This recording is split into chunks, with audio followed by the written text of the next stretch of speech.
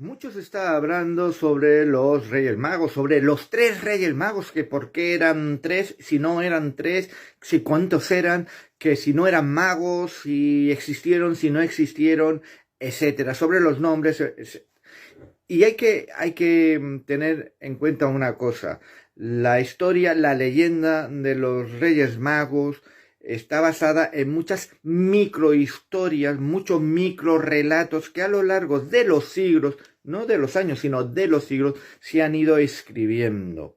E incluso la mayoría de los relatos, de las crónicas que hablan de los personajes que fueron hasta Belén a ofrecer unos presentes al recién nacido Jesús, al Mesías, la mayoría constan del siglo segundo, incluso hasta del tercero, o sea, muchísimo tiempo después de la fecha en la que se supone que ocurrió todo ello.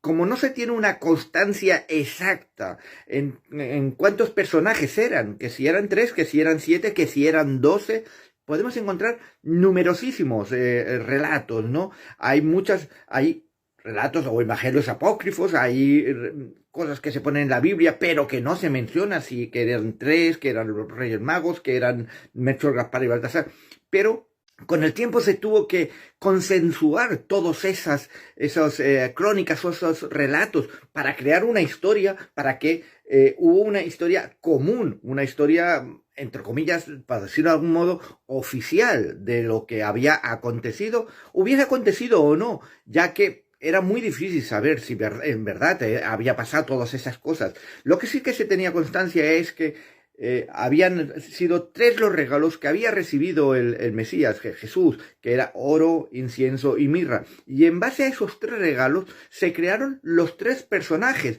Fuesen 3, 5, 12 o 18 los que hubiesen ido, pues se puso a 3.